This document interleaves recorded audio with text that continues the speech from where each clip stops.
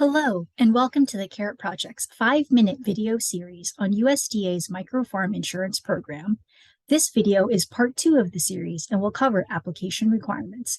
If you missed our part 1 video, we encourage you to watch that first for a basic overview of how Micro Farm Insurance works and who is eligible to enroll. The information presented in this video is current for the 2023 coverage year. Information may change in future years. The Carrot Project is a nonprofit supporting agricultural producers in Connecticut, Massachusetts, and Rhode Island. And our goal with these videos is to provide you with information and options to empower you in making the best decisions for your farm. This video was made possible through support from USDA NIFA and the Northeast Extension Risk Management Education Center. Let's get started. As with other USDA programs, you must first be registered with the USDA Farm Service Agency and have a farm and track number to participate.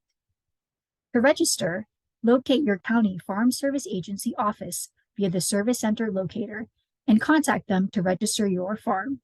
The link to the locator tool is in the video description. You will need to provide the deed, lease or use agreement for the land you're farming on, personal identification documentation, your taxpayer identification number, and any additional business documentation if your farm is structured as an entity other than a sole proprietorship. While you're there, we recommend you also fill out USDA's Form AD 1026.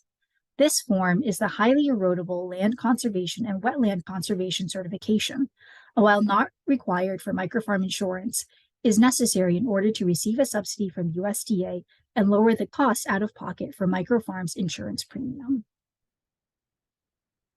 Next, you'll begin working with a crop insurance agent to enroll by the enrollment deadline.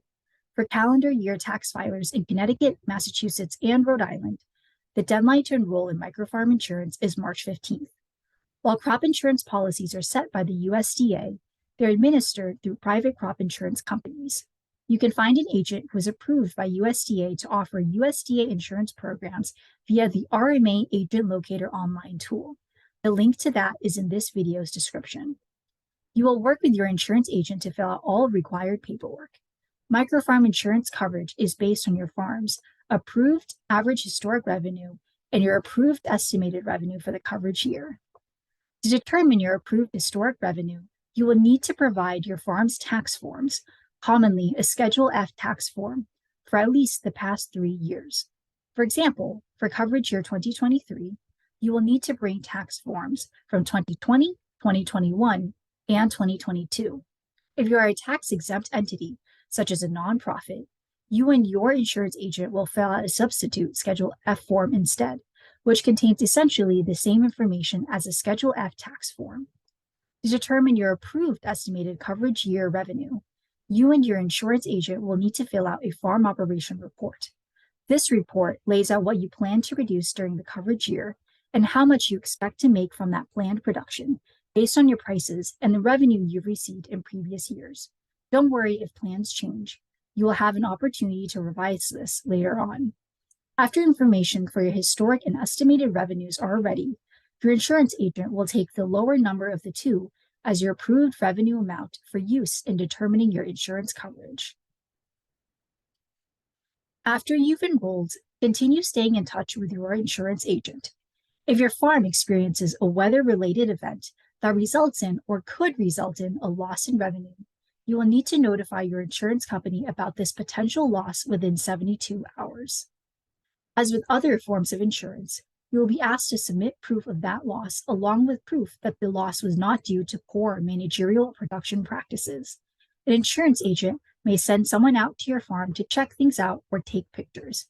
At the end of the coverage year, after completing your farm taxes, you will submit a claim on those losses. That amount will be the difference between the revenue your farm made during the coverage year and the amount you were insured for. So let's say you were insured for $100,000 in 2023. An extended period of rain at the beginning of the season forces you to delay planting, and then high heat conditions later in the summer result in crop loss. You would notify your insurance agent at the time of the delayed planting and during the high heat conditions. At the end of the year, you report revenue of $70,000 on your farm taxes. You would submit a claim to your insurance company and then receive a payment of $30,000. If you'd like to learn more about these application requirements, the Carrot Project has a free self-guided tool available on our website and in the link in the video description. Individual assistance is also available for producers in Connecticut, Massachusetts, and Rhode Island. Find us at thecarrotproject.org, on social media, or reach out to us for individual assistance at businessassistance@thecarrotproject.org.